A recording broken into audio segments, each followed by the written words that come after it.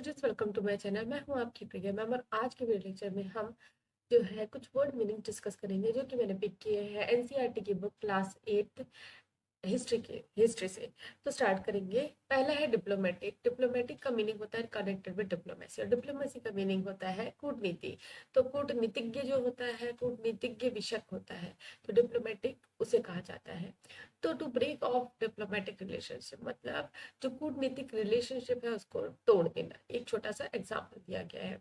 और नेक्स्ट इसका एक और एग्जाम्पल होता है skilful at dealing with people मतलब जो अपनी बात कैसे भी मनवा ले। समझ रहे हैं आप? तो यहाँ पे व्यवहार कुशल, चतुर, चातुर्यपूर्ण, हिंदी में हम ऐसा बोलेंगे। Example he searched for a diplomatic reply so as not to offender. तो इसका ये मतलब है इसने एक डिप्लोमेटिक रिप्लाई जो है अपने दिमाग में सोचा ताकि जो सामने वाली जो है हर मतलब सामने वाली जो लेडी है वो उसको रोक ना सके, उसको मना ना सके। नेक्स्ट है opium. Opium a powerful drug that is made from the seeds of a poppy, a type of flower। अफीम जिसे कहा जाता है। तो ओपियम एक तरीके का फ्लावर होता है, फूल होता है जिससे नशीला पदार्थ बनाया जाता है, उसे ओपियम कहा जाता है और हिंदी में इसे अफीम कहा जाता है। और जो फ्लावर है उसे पॉपी बोला जाता है, उसके जो बीज होते हैं पॉपी सीड्स उससे ओपियम बनाया जाता है। नेक्स्ट है डोमिनेट। डोमिनेट का मीनिंग होता है to be more powerful, important और नोटिसेबल दैन अदर्स। मतलब आप किसी से बहुत ज्यादा मतलब पावरफुल है, आपको ज्यादा लोग मतलब नोटिस कर सकते हैं। ठीक है, इसका हिंदी में अन्य की अपेक्षा अधिक सशक्त और प्रभावशाली होना। एग्जाम्पल दिया हुआ है the Italian team dominated through out the second half of the game. मतलब जो इटालियन टीम थी वो बहुत ही पावरफुल रही, बहुत ही इंपॉर्टेंट रही पूरे गेम के दौरान, सेकेंड हाफ का जो गेम था उसके दौरान। नेक्स्ट एग्जाम्पल है यूज्ड अबाउट अ बिल्डिंग और place to be much higher than everything else. मतलब एक ऐसी बिल्डिंग जो सारे बिल्डिंग्स वहां मौजूद सारे बिल्डिंग जो है उससे क्या है बहुत ही ज्यादा बड़ी है। तो हिंदी में इसका मतलब होगा किसी भव्य या स्थान का अन्य सब वस्तुओं से ऊंचा होना। तो किसी भी भव्य स्थान का किसी वस्तु से ऊंचा होना उसे डोमिनेट कहा जाता है। जैसे कि example the palace dominated the area for miles around. मतलब एक एरिया है जहाँ पे जो पैलेस है, जो महल बना हुआ है वो सबसे ऊंचा है। तो देखेंगे एक ही वर्ड है लेकिन जहाँ पे यूज हो रहा है उसके हिसाब से इसके मीनिंग क्या है डिफरेंट होता है।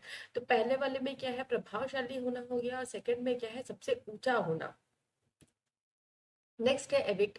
एविक्ट का मीनिंग होता है to force somebody officially to leave the house और लैंड विच ही और शी इज रेंटिंग। मकान या जमीन से किसी किराएदार को कानूनी कानूनी बेदखल करना, निष्कासन करना। They were evicted for not paying the rent.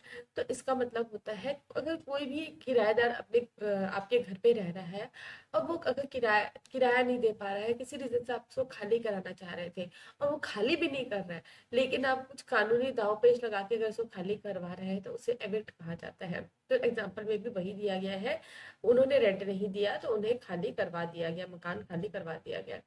Next word है रिलुकेंट। रिलुकेंट का मतलब होता है not wanting to do something because you are not sure it is the right thing to do. कोई विशेष कार्य करने का अनुचित उसे औचित्य में कुछ कुछ संदेह के कारण। तो अगर आपको कोई कुछ करने के लिए बोल रहा है या आप कुछ करना चाह रहे हैं लेकिन आप बिल्कुल मतलब आपके मन में एकदम शंका है कि भाई मैं करूं कि नहीं करूं, करूं कि नहीं करूं, तो इस सिचुएशन को क्या कहा जाता है रिलुक्टेंट। नेक्स्ट है वीड। वीड का मतलब होता है to have and use power, authority etcetera. तो किसी के पास अगर कोई पावर है, कोई शक्ति है तो उसको विड कहा जाता है। तो शक्ति, अधिकार आदि रखना और उनका प्रयोग करना। कि जैसे कोई राजा महाराजा होता है उनके पास बहुत पावर होती है, अथॉरिटी होती है, उनको यूज करते हैं, उसे विड कहा जाता है। तो she wields enormous power in the company. तो जैसे कि कोई एम्प्लॉय है, शी मतलब कोई एम्प्लॉय होगी, उसके पास बहुत ज्यादा पावर है अपनी कंपनी में। To hold and be ready to use a weapon. तो सेकंड और मीनिंग होता है इसका टू होल्ड और be ready to use a weapon. मतलब जैसे कि युद्ध में कोई योद्धा खड़ा है एकदम हथियार वथियार लेके और एकदम रेडी है उसको यूज करने के लिए, उसे भी बिल्ड कहा जाता है। तो हथियार पास रखना और उसे इस्तेमाल करने के लिए तैयार रहना। तो इसका एग्जाम्पल है some of the men were wielding knives. तो जो कुछ लोग हैं जो तलवार लेके खड़े हैं, सॉरी नाइफ्स, चाकू लेके खड़े हैं। नेक्स्ट वर्ड है ऑपरेसिव। ऑपरेसिव का मतलब होता है allowing no freedom controlling by force, तो स्वतंत्रता या अपहरण करते हुए दमनकारी, बल प्रयोग से नियंत्रण करते हुए अत्याचारी। तो ऑपरेसिव का मतलब हम ये मान सकते हैं कि जब हम किसी को कोई भी, उसको कोई स्वतंत्रता नहीं देते काम करने के लिए, उसे एकदम अपने जोर जबरदस्ती तरीके से हम उसको एकदम अपने कंट्रोल में रखते हैं, या फिर हम एकदम सिंपल टर्म से बोल सकते हैं अत्याचार करना किसी के ऊपर। ठीक है, किसी की स्वतंत्रता को पूरी तरीके से खत्म कर देना। नेक्स्ट एक और इसका मीनिंग है यू स्पेशली अबाउट हीट और atmosphere causing you feel very uncomfortable. तो एक और मीनिंग है जिसको हम एटमॉस्फेयर से रिलेट करेंगे, मतलब अगर एटमॉस्फेयर बहुत ज्यादा गर्म है और आपको बिल्कुल भी अच्छा नहीं लग रहा है, एकदम गर्मी लग रही है, बहुत ही अनकंफर्टेबल फीलिंग आ रही है, उसे भी ऑप्रेसिव कहा जाता है। तो ताप या वायुमंडल परेशान करने वाला, कष्टप्रद। नेक्स्ट है मोबिलाइज। ठीक है, मोबिलाइज का मीनिंग होता है टू ऑर्गेनाइज पीपल और थिंग्स टू डू समथिंग, मतलब एक ग्रुप को इकट्ठा करना और उसके बाद उनको प्रेरित करना कि आप कुछ करें। तो कुछ करने के लिए लोगों या वस्तुओं को संगठित करना।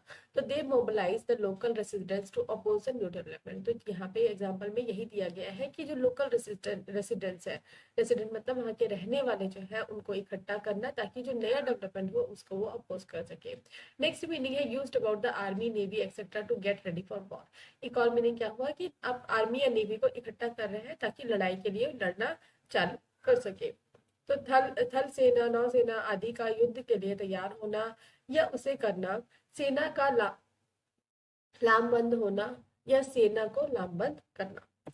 नेक्स्ट है प्लासिड।